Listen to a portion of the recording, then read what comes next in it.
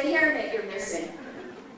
Actually, I should explain that. For people who haven't been out in the field with us, we try to keep some control over the contamination of the site, or lack thereof, is our hope. So everybody wears surgical caps and gloves. So when you're looking at the slides and you see people looking not particularly attractive, it's because people are trying to behave and maintain a reasonably sterile environment, which sounds a little weird when you're dealing with dirt. But we're looking for samples from which we can extract ancient DNA, and we don't want it mixed with our DNA. Okay, I think we're going to start. Let's see where we go from there.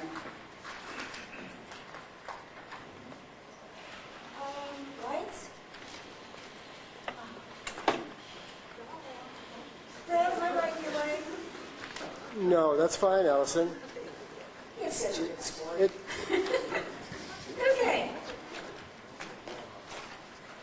Well, that was a good idea.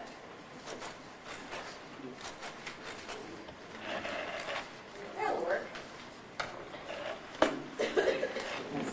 Full service projector. Can everybody see past them? Okay. Before we get started with the formal program, I did want to say a couple of thank yous. Probably most specifically to the Scholarship Committee for the Loring and Loring Awards of Scholarships, plural, because you guys have helped us out over the years. And what you've done is allowed us to date the artifact-bearing strata and also the megafauna deposits. And without the Loring and Loring scholarships, we wouldn't have that kind of information. We'd just be guessing at how old this stuff is. So it's really thanks to OAS and the Scholarship Committee that we're able to do that. I also wanted to say a special thank you. One of the people I think is here and the other isn't. I feel ridiculous talking to you with my back turned. Anyway, a special thank you to the people that have donated, very generously donated supplies, including surgical caps and gloves and so on. What this means is that next summer we'll be able to put a lot more volunteers to work than we could otherwise accommodate. So thank you very much for those of you who did. And one of them has not even been out on the project yet, so hopefully she will this time. The other thing I wanted to say was a special thank you to our crew. Just a phenomenal group of people. If you've been out on the project, you know. Basically, these are people that have been with us every year and have brought their expertise with them, as well as their own tools, and they've taken the time to train the new people that have come along so that there's somebody familiar helping you out when you first start out on the project. So to all of you, thank you. All right, on with the show.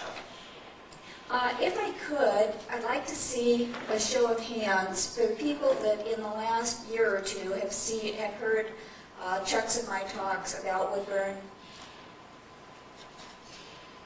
Okay, thank you.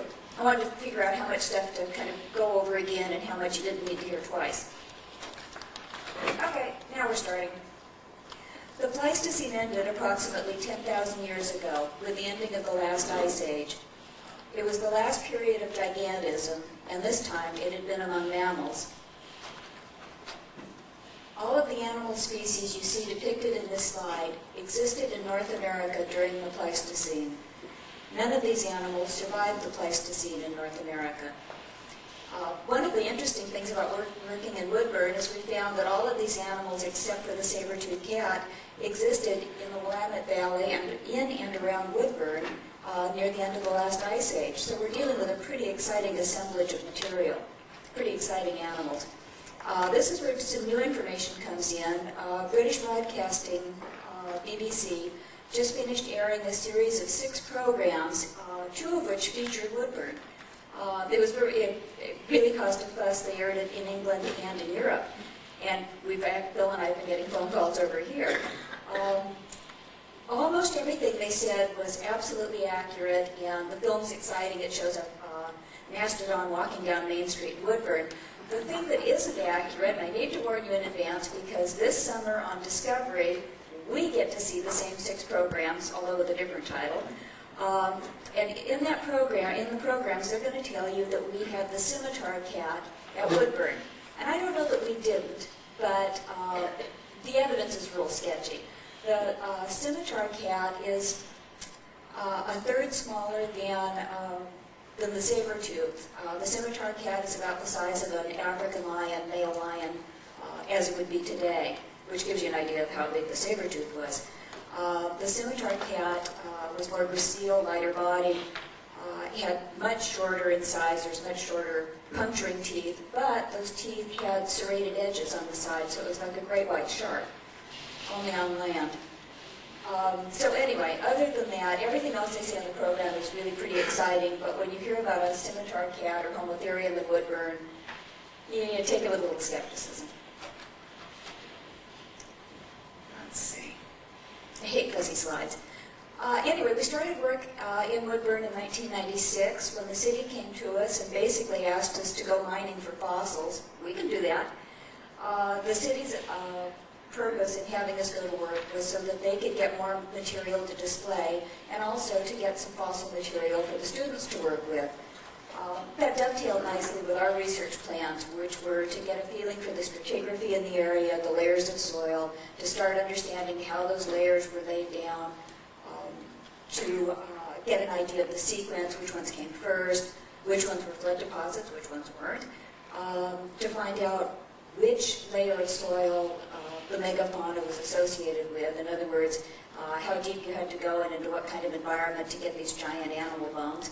And also, we were hoping, with fingers crossed, that we would come across some hint of humans, hopefully not skeletons, but other cultural material, some other indications of people other than a skeleton.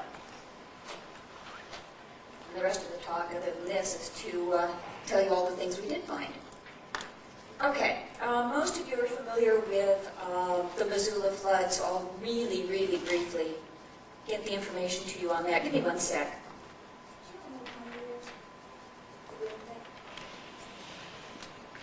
Oh, well. Yeah, I was going to have one. I brought one, but it doesn't. Sorry. Okay, well, over to the right of the screen, under ice sheet, is a colored area, and it also says Montana. Thank you. Perfect. Thank you, Denise. I'm making her go with us this spring on a field trip. There we go. Okay, this is Lake Missoula, and you may be wondering why we would worry about that when we're all the way in Oregon and in the Willamette Valley. Lake Missoula was the size of the 5 Great Lakes put together, plus it was 2,000 feet deep. It was a major body of water. And just in the last part of the Pleistocene alone, there were 100 floods out of Lake Missoula, where the lake basically emptied out. This name's different than mine. Anyway, the lake emptied out, the water came down, went across Idaho, went across eastern Washington, creating the Channel Scablands and Dry Falls, came down, heading down the course of least resistance and into the gorge. When it got to the Columbia Gorge in narrowed areas, the wall of water is estimated at as much as 1,000 feet high, moving at 30 to 60 miles an hour. That would be pretty frightening. Anyway, the wall of water carved out Rocky Butte in what's estimated to be 1.3 to 1.4 seconds. But when it got down to Portland, the water divided. Part of it went out to the Pacific Ocean. The other part went down into the Willamette Valley. It filled the Willamette Valley with water up to an elevation of 400 feet above sea level. The lake, which was called Lake Allison, but with 2 L's, Lake Allison extended from Portland all the way down to the north end of Eugene.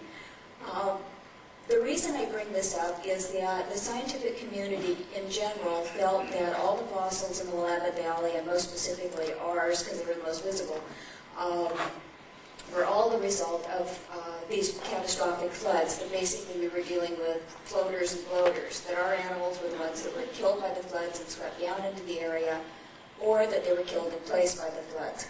And what we found out was that over on the west side, over towards Yamhill, Newburgh, McMinnville, and that area, the animals absolutely show evidence of being battered by floods. The bones are rounded on the ends, a number of them are. They have big chunks out of them from being crashed against something that was bolder than they were, stronger than they were. A lot of the bones are cracked from drying on the surface for a while. The bones are mixed among cobbles that came down with the floods. So you have a lot of flood activity, a lot of velocity to the water. The floodwaters were undoubtedly carrying megafauna as well as cobbles and so on. Bill could be doing this talk a whole lot better, you guys. But anyway, the water can be on the west side of the valley, apparently slowing as it went because the load of it starts changing when it comes around from Eugene and heads back up towards the Woodburn area. We start getting into more and more flood silts and fewer cobbles until you get up to the Woodburn area where we had essentially no cobbles at all. What we had were no flood gravels. We had just the silt that settled out of the quieting waters. The other thing is that all of our megafauna is above the flood silts. In other words, it's slightly more recent than the floods. It doesn't mean that some of our animals weren't killed in place somewhere, but we haven't found them yet. So the animals that we're finding at Woodburn are post-flood. They were killed by various things, but the flood wasn't one of them. Okay, enough of that. This is basically, if you ignore the trees, the kind of environment that would have attracted the animals, where you've got fresh ponding water, fresh plants are getting started. So the animals would come in to take advantage of that environment, and people would come along not only to take advantage of that environment, but hopefully, I assume, to do some hunting as well. In fact, we see evidence of that at Woodburn. And I'll show you some slides of that when we get that far. We developed a 3-phase protocol on a trial run to see how it would work, and it worked so well that we've used it ever since. And the first phase is to do coring with 3-inch augers, either manual augers or mechanical. And then what we do is to do cores across the site and then compare the soil cores from the different areas of the site to see if any of the areas are disturbed. And if all the soil cores come out the same, then we know the area is undisturbed. And when it's undisturbed, we can go on to the second level. I have to admit that the trenching took some fine-tuning, but basically we perfected the method of clearing a broad area and then doing a deep trench through the center. And the deep trench is where we get the deposits that we start going through. And then, as you can see, Oliver is in the back. And what we do is we try to have each level of soil, each stratum piled separately. And in theory, it works better than it does in practice. But basically, you can see Oliver to the back, and he's working with these kind of dark gray-brown soils, which are our stratum 4. And John Rice is in the front, working with our willamette silts, which are these gray, it's a gray, very homogeneous, silty sand. So visually they're very different, and texturally they're very different. But it keeps them out of the trench. One of the things to remember is that our target deposits are 12 to 14 feet below the surface, and our water table is at best 3 feet below the surface. So if we're going to have people in trenches, you have to be a little creative. And the exception to that is last summer. Wow, self-focusing. The exception was last summer, and we had some people that wanted to take a course in stratigraphy, and so Chuck had the trench just partially excavated. It was excavated, I think, 3.5 feet, whatever OSHA standards were at the time for this type of trench, maybe 3 feet. And then we put people into the trench and had them practice doing stratigraphic profiles, and then when they were done with that part of the session, then we pulled them out of the trench and went ahead and did the rest of the excavation. So in years when the water table is a bit low, which it may be next summer, we can do this kind of thing.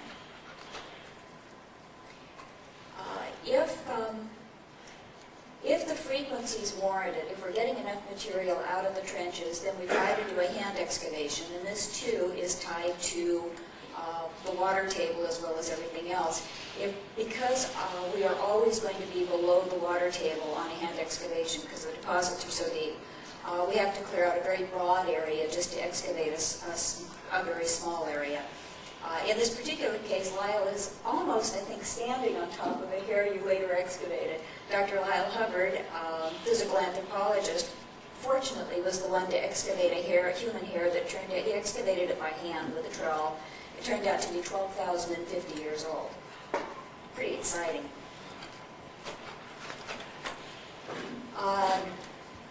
This is just a technical shot to explain that because of the water table, if we're going to do a hand excavation, which is what we're hoping to do next summer, that you have to bring in retaining walls and pumps and everything else to deal with the water. There's nothing easy about these deep deposits.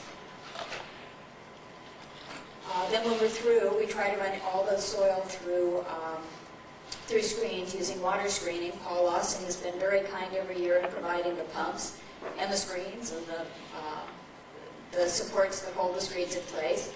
And under Paul's tutelage, Larry and Carol have gotten hooked on water screening, and they're helping to teach now too.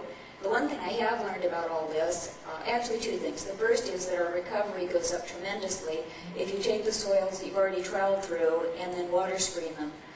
You'll double your recovery usually, because the water screening will bring a lot of things to light that you otherwise would miss.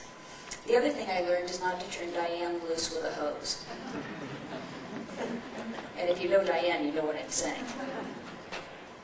Okay. Documentation is the key to archaeology. If you don't document properly, then you're worse than any pot hunter. It's just as simple as that. So not only do we document with pencils and paper, but we're fortunate enough to have a professional videographer, OAS's Brad Yazzelino, to come out and do both video and stills for us. The other thing we've been able to do the last couple of years is to maintain a field laboratory, which is critical when you're dealing with saturated deposits and saturated specimens that need to be assessed right away as to what kind of stabilization they're going to need. This last year, Charlie came over and helped Trudy lead with the field lab. Trudy got her training at Rancho La Brea. The year before that, Trudy worked with Ann Wong, who is in charge of the paleontology laboratory for the Northwest Museum of Natural History Association. So we've got some awfully good people. So if you want to learn laboratory techniques, these are good people to work with. Any of the three. Okay, don't worry about reading the chart. It's really a primer for me so that I can remember things.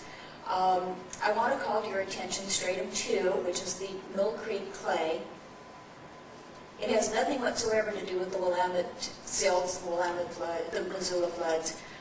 The Mill Creek clay dates about 6,800, 6,850 years old, because I can't read it from here, but it's about 6,850.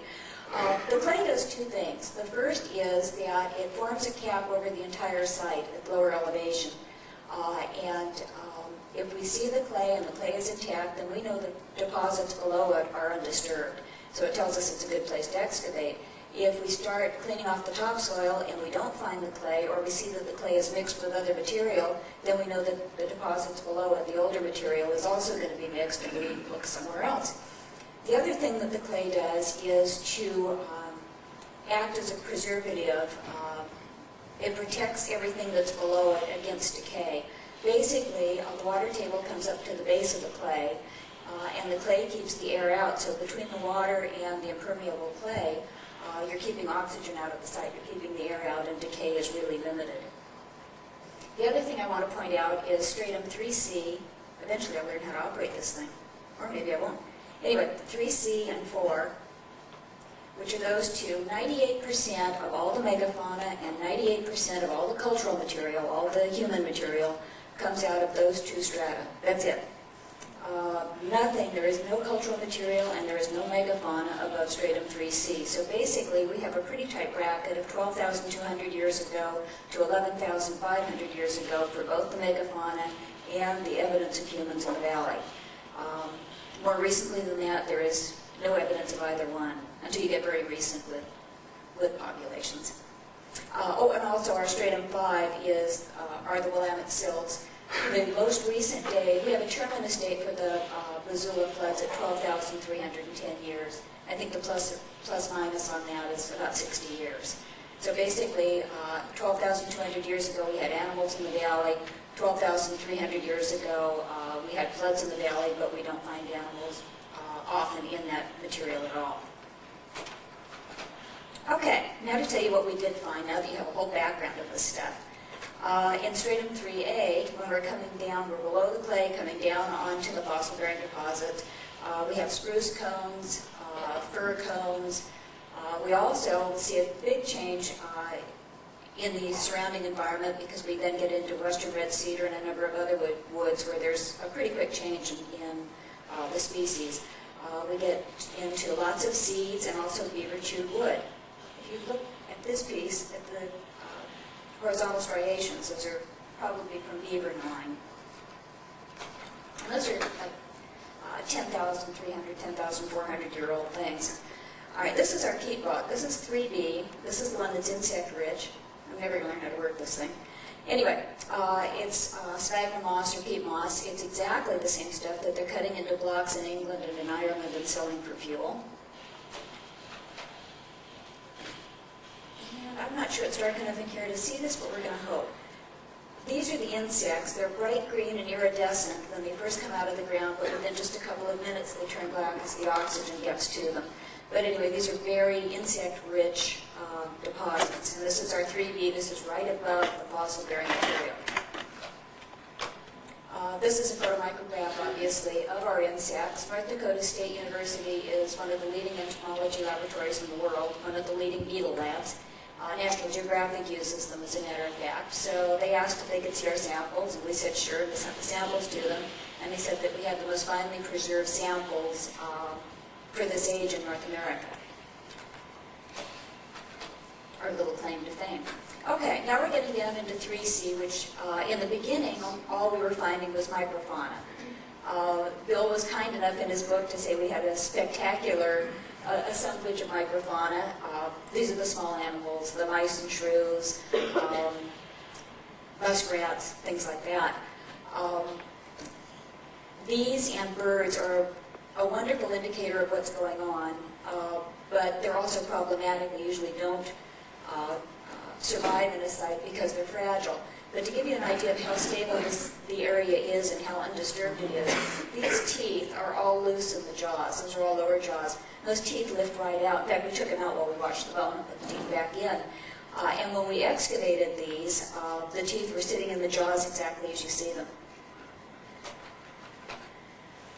This is bird bone. It's the sternum to a bird, probably large duck, small goose, size of bird. And you can see that's very fragile bone, but at least that much of it survived. And no, it's not our big bird.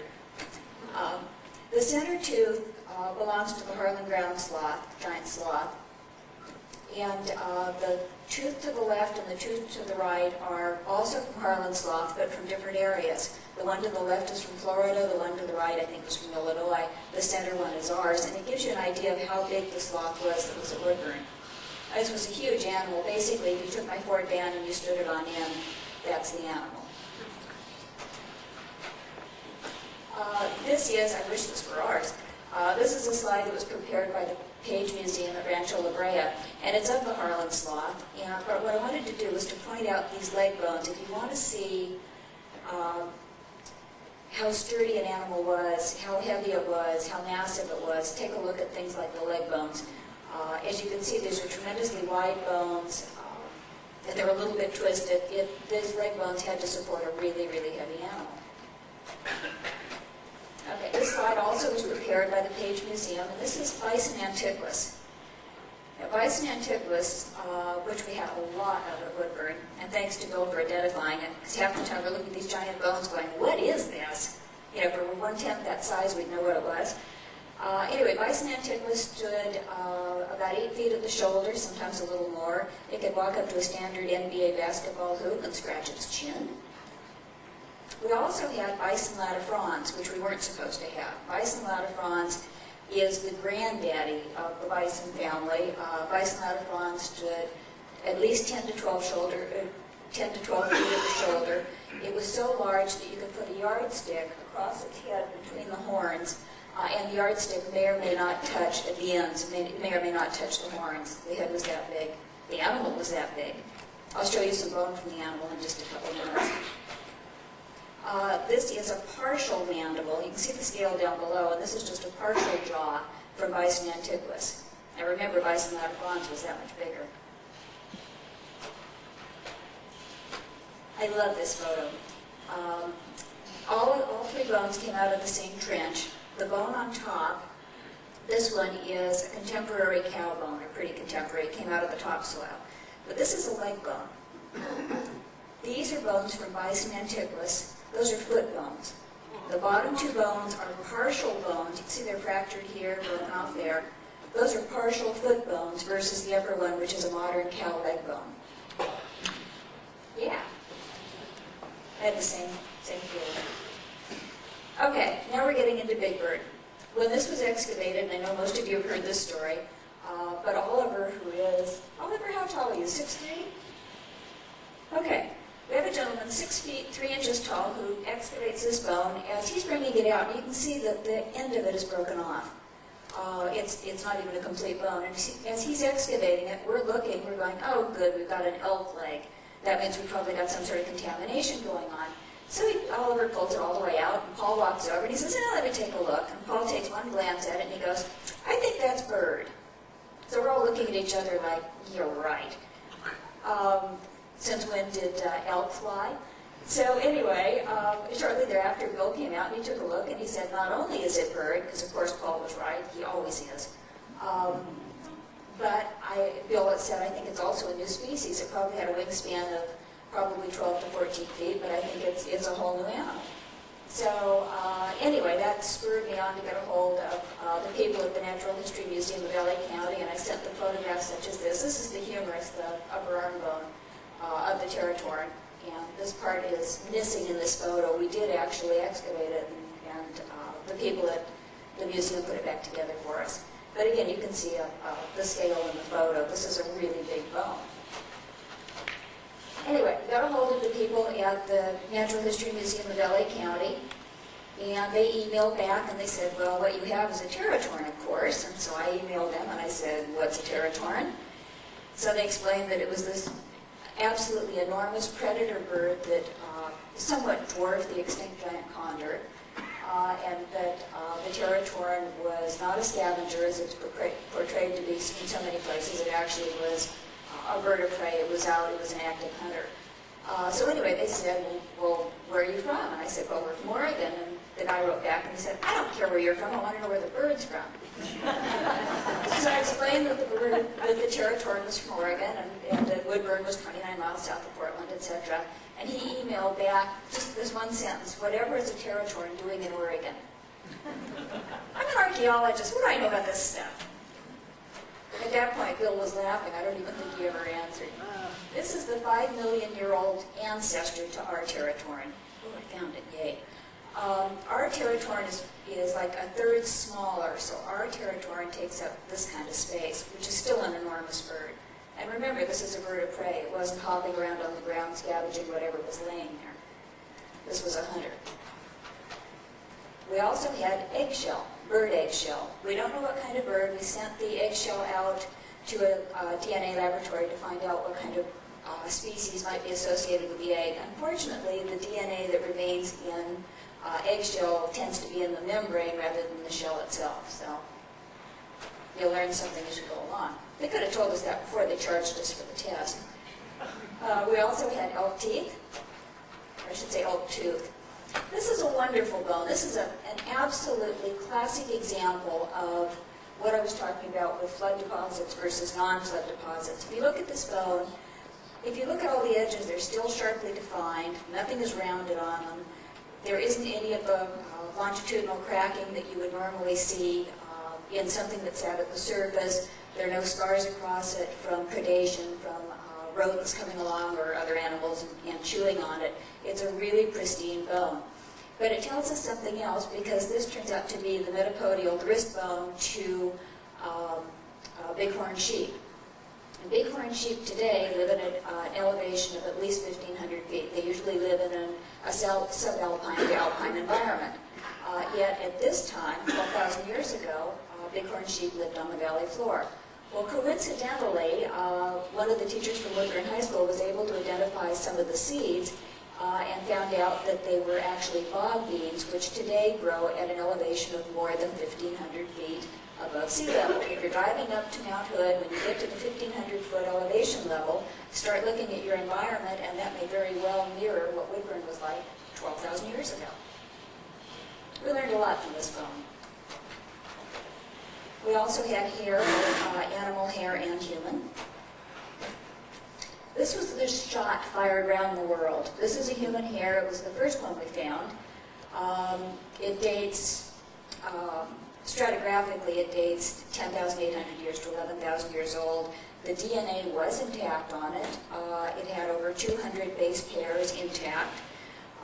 When the DNA was, mitochondrial DNA was analyzed and then compared to other databases, we found that whatever person dropped this hair to naturally shed hair, whatever population, whatever genetic affinity this person had, is not in the record today. There is nobody within the DNA database around the world that comes close to this hair. This was a standalone population that doesn't match any known population that's been mapped. So either there's an isolate population out there that hasn't been mapped that's related to this hair, or whoever this guy's family was is long gone. Okay, we also, for evidence of people, have things like cut bone, such as this. It's another piece of cut bone. This is a bison knuckle. Lyle, are you grimacing? You had to leave. Oh, darn. Here's a rib. Now, the rib, this is questionable. It looks like a cut to us versus this side that doesn't. But ribs apparently tend to break in pretty sharp lines. So this is our only if. It's our kind of maybe. This was kind of neat. Here's another cut knuckle. Now, this is a bison toe, bison antiquus. One of the neat things, and Ron Cummings from OAS is the one that observed this, that the intact bison toes are pretty pristine. But the bison toes that are all fractured and in pieces are all charred. And somebody was doing like bison McNuggets. Okay, we also had antler. The large one to the back has the base still attached. The one to the front, we sent photographs to Greg McDonald, who's the paleontology program manager for National Park Service. Unfortunately, Bill shared the resource of Greg with us. And Greg observed something that we had missed, and that's that all the antlers seem to be broken off in about the same place and about the same way. Then we took another look at the opposite end, this narrow end of the antler, and it comes to a point with a bevel on each side, although slightly off-center. So I called Ron Cummings, who's a flint knapper, and I asked Ron to come back out and to bring some antler tine that he had used in flint knapping and making his stone tools, so that we could compare the ends of these antler to the ends of the ones that Ron had already used and were basically modified. So Ron brought out both fresh antler and antler he had used in tool making, and the antler that we have from the site matched the ones that were used in tool making. And the ends have nothing in common with the ones that are pristine, that he hasn't used yet. So the potential is exciting. This is not stone, this is actually bone. And this is from bison latifrons. You can see a fracture here, you can see a flake scar here and a flake scar here. I'll show you a better picture of it in a minute. This is heat treated and polished. It's a really, really dense piece of bone. It's quite heavy. And it's off of the big bison, the bison latifrons. This is the leg bone, piece of leg bone, spiral fracture off of the same animal.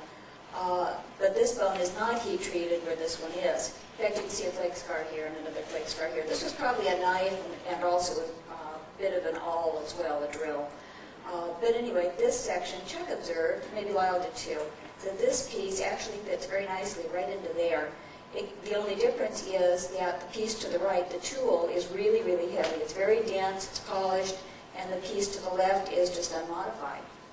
So you can see the original source material as well as what happened to it. This is not ours. This is the Tualatin mastodon, and actually Bill was responsible for getting this one mounted. I think he sent a student up to put it together. Anyway, it's a sensational display. It really is a wonderful way to see how the bones come together and how this animal was really built. It's on display in Tualatin at kind of a shared space with, I think, the police department and the library still. Are they still sharing the building? Anyway, it's on display there. It's a wonderful piece. Well, the story with this has always been that half of it was submerged in the bog and protected, the left-hand side, and the right-hand side was exposed to the elements and exposed to animals. And between predators and just natural erosive factors, the right side of the animal went away. Well, we went down and we took a look. This gets kind of fun.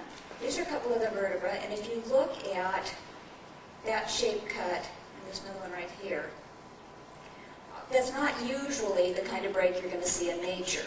Now, I'm going to show you what we found at Woodburn. Pretty cool. Is there a relationship? Probably. Okay, also more megafauna, more cut bone. There's a cut here.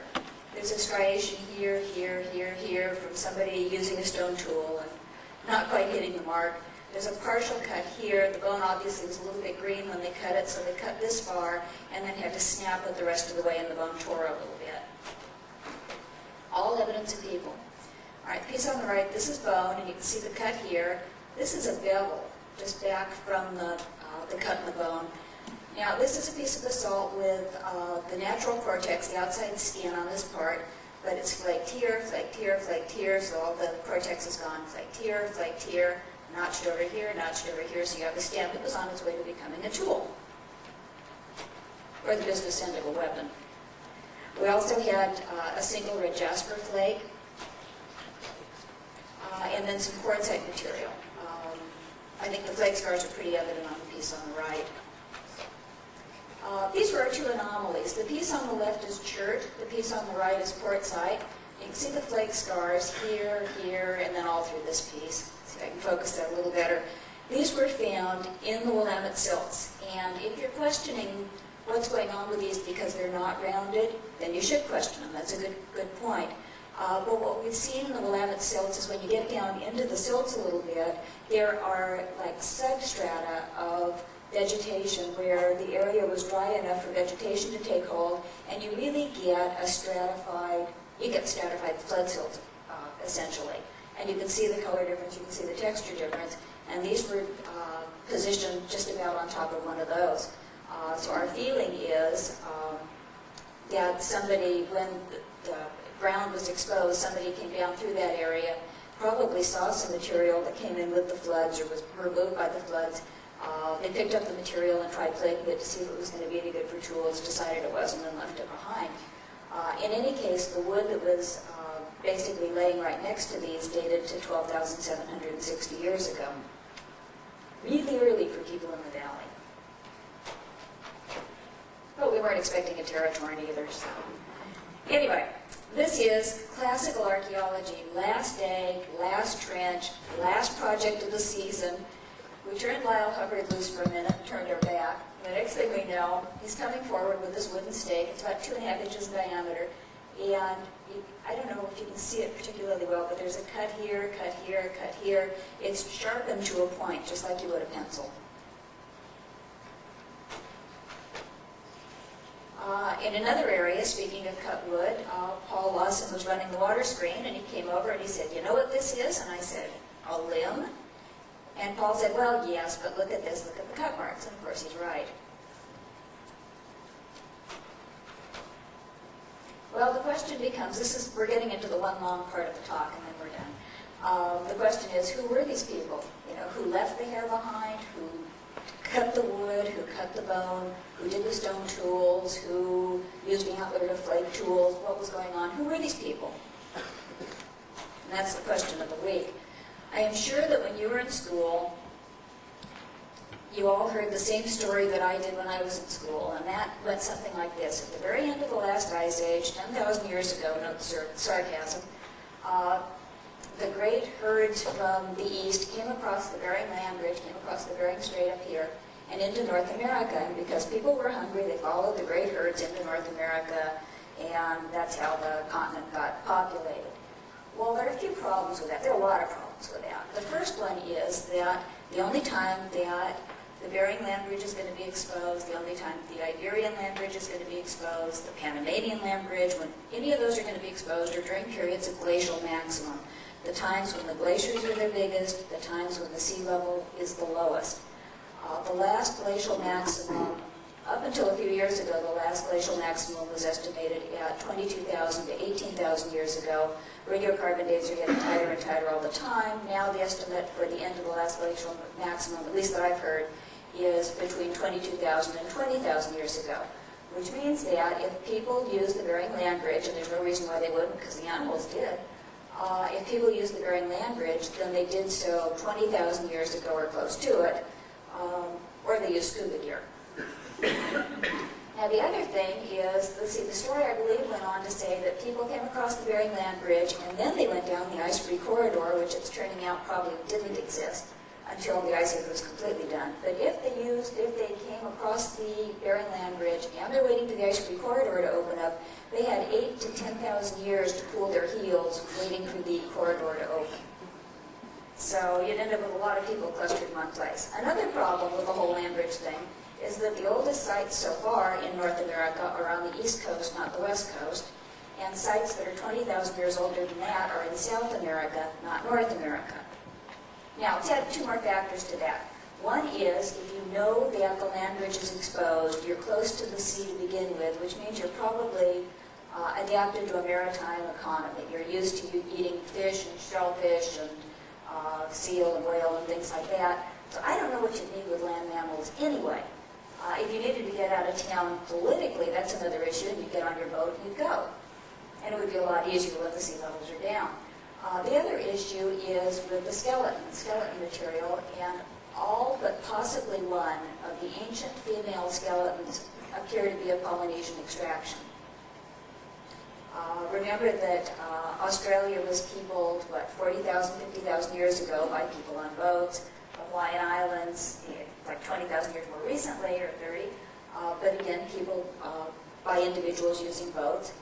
The oldest sites in South America, or the oldest sites so far are in South America, not North America, and the females are Polynesian. Sounds like slave trade to me. Anyway, food for thought. Can we tell the difference? Can we tell the biological affinity? Can we tell the race of individuals? Most of the time we can, the same way we do with a modern forensic case.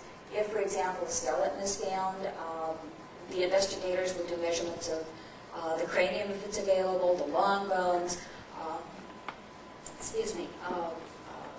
the lower jaw, anything that will give them a hint as to, for example, the profile of the individual. If you find a skeleton, you may hear on the news an unidentified African male between 47 and 53 years old who stood 5'11". The skeleton of this individual has been found. Can anybody claim them? And that's basically the kind of information you can get from looking at the skeletal material if you're allowed to study it. Let's go on to the next one. The other thing we can do is to do DNA as we did on the hair, hopefully coming up with a hit rather than a miss.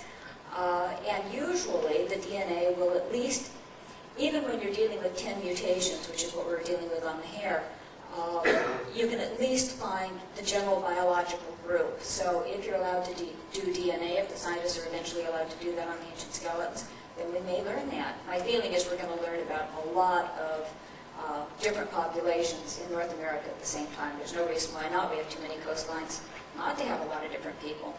But in the meantime, until we're allowed to study, or until we get shut down at Woodburn because we find a skeleton, we're just going to continue to play and have fun and keep OAS members busy. Thank you.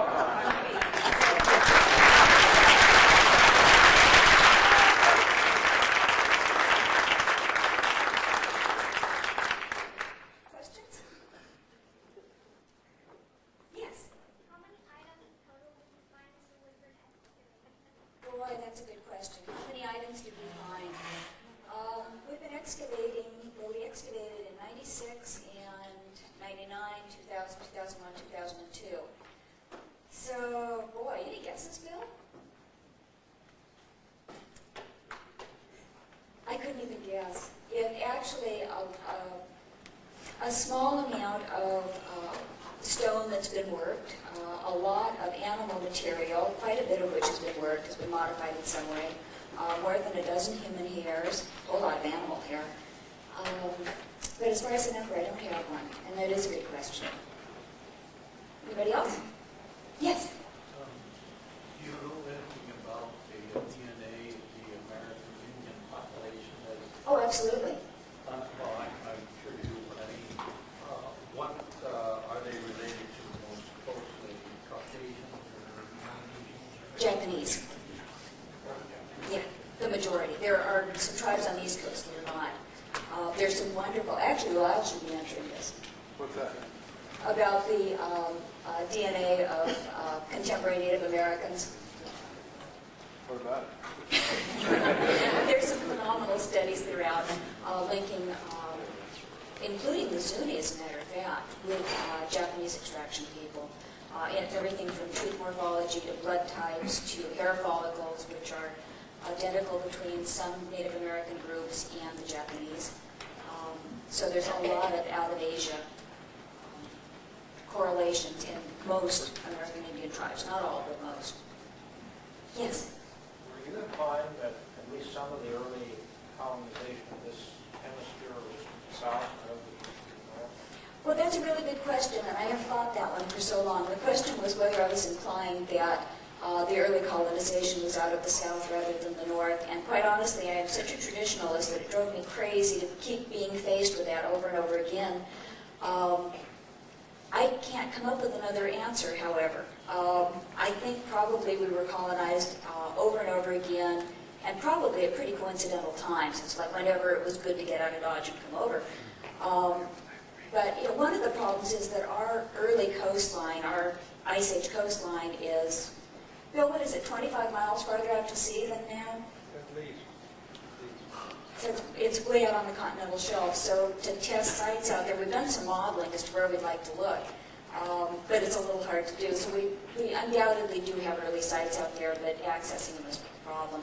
But I don't have other answers. I think we have people coming from all over. Certainly the females seem to have been out of the south, but whether that was by choice or design, I don't know. Yes?